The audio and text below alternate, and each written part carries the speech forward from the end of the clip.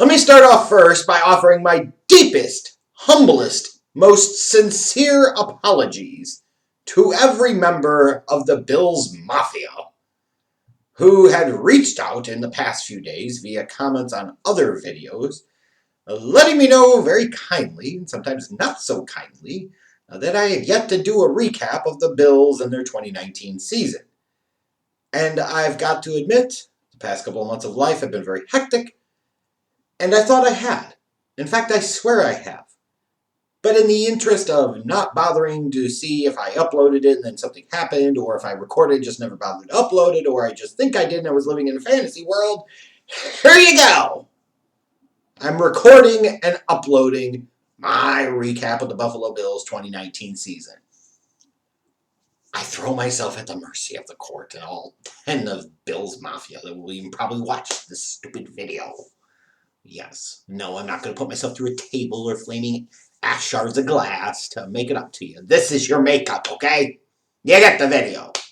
Anyways, let's talk about the Bills and what happened in 2019.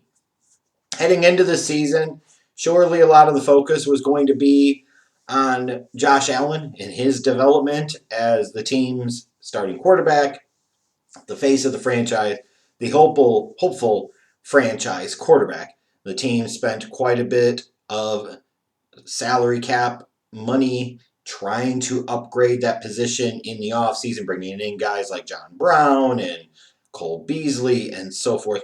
There was emphasis placed on the position throughout the draft as well. Understandably so. The Bills needed to get better on offense, especially with the young quarterback that you have.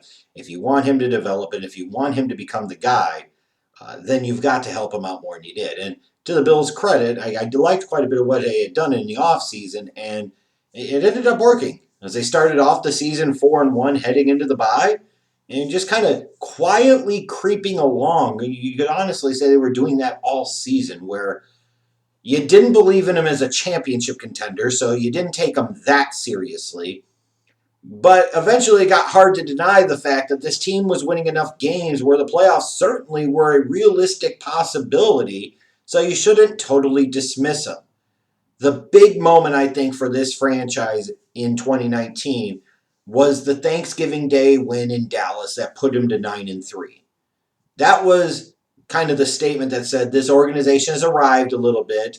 The bungling Bills of the 2000s and the early 2010s decade are but a distant memory now. I mean, they went into Dallas and they beat the brakes off of them, and they were sitting at 9-3 with 4 games left to go in the season. It was a big time moment, kind of like a statement moment for this team, for this franchise. You need those sometimes, and they certainly got it there. The defense all throughout the season played at an elite level, third in total yards allowed. Under head coach Sean McDermott, it's not surprising that their defense, once again, did really, really well. I think Josh Allen showed some progression in year number 2. He certainly had some moments. The Dallas game obviously was one of the feathers in his cap of 2019. Still got a ways to go. His accuracy improved, but he's not all the way there yet. Will he end up being that level of dude? Can he be that level of dude? Frankly, only time will tell. But it certainly didn't hurt having the free agent additions of John Cole Beasley. They certainly helped in the passing game. Devin Singletary, their third-round pick, brought life into that Bills running game. And when all was said and done, the Bills, sure, they ended up looking up at the Patriots once again in the standings at the AFC East. But they did enough to make it to the playoffs, had to go on the road to face the Houston Texans in the wild card round. And my God, what a magnificent wild card round game that was in every epic train wreck way you can imagine. The Bills jump out to a big lead, and then they choke it away. The Texans retake the lead in the fourth quarter, only to damn near choke that away. The game goes into overtime. Like, it was the Jameis Winston game, even though Jameis Winston is nowhere near the field, nowhere near either one of these teams. It was the perfect embodiment of the Jameis Winston experience on a playoff game, team versus team type of level. You had mistakes, bad coaching decisions, you had big plays, you had all of this. It was crazy. Like, look at the Josh Allen freaking lateral that almost cost the team when they're driving late to try and get in position to tie the game up, to send it to overtime.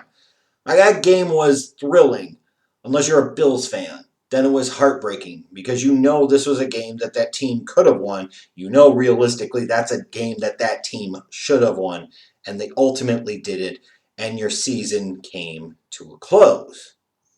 So disappointing, but in some ways should potentially still be promising.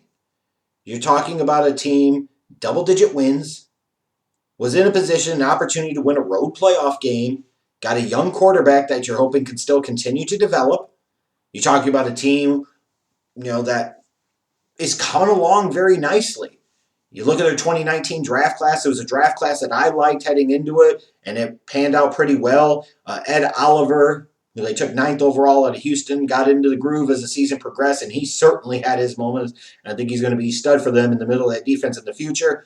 Cody Ford played all 16 games at right tackle. He's got promise. Devin Singletary showed himself to be a playmaker and potentially a feature back for them in the future. Dawson Knox showed some flashes and potential. And, what's he going to do in year number 2? They got some contributions out of that rookie class along with some of the core talent they have in place. It's already a good formula for success potentially as they head into 2020. And not only that, you're talking about a team with almost $90 million in cap space.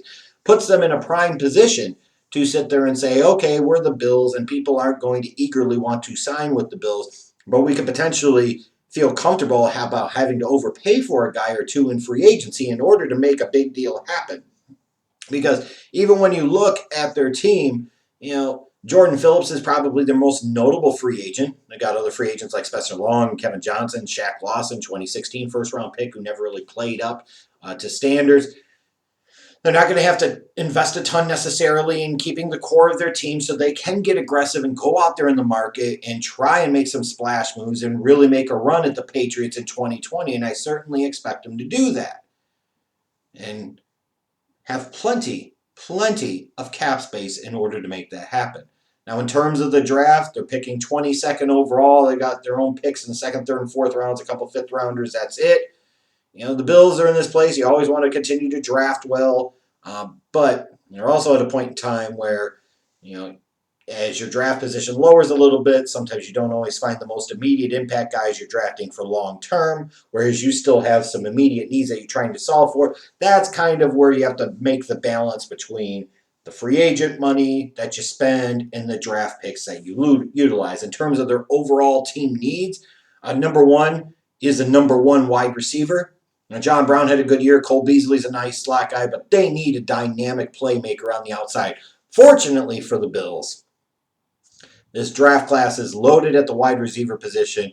So, in theory, they could potentially not even take a guy in round number 1 and still end up with a really, really good quality talent in round 2 or round 3, potentially even round 4, a guy that could come in and contribute right away.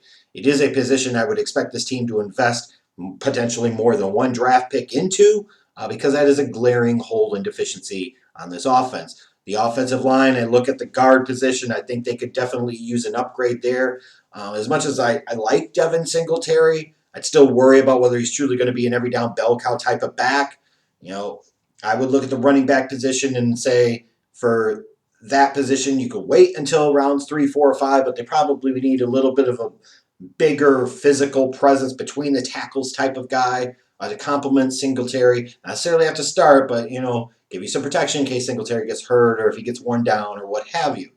You got to go out there still and fix that offense. You're still a year away at least. On the defensive side of the ball, I think they could use some athleticism and speed on the outside. Certainly at defensive end, there's a possibility that they need to invest an early round pick there, especially if they let Shaq Lawson go. And in general, even if they for some reason retain Shaq Lawson, I still think that's a need for them. Then I look at outside linebacker. Lorenzo Alexander's retired. They could use somebody to pair next to Tremaine Edmonds in the middle portion of that Bills defense. I look at this Bills team right now and I say, the outlook is pointing up a little bit. It's definitely pointing up. You've got a young quarterback who's shown you enough to where you can at least go into year 3 with some hope for increased expectations. You've got a team that on the defensive side of the ball is really, really damn good, was elite in 2019. You may have your moments that you really like McDermott and have moments that you don't. But if this Bills team can get an impact player or two out of this draft and get an impact player or two out of free agency with all that cap space that they have, it is certainly possible that the Bills could be banging it out all year in 2020 with the New England Patriots for supremacy in the AFC East. There, Bills Mafia. How do you like that?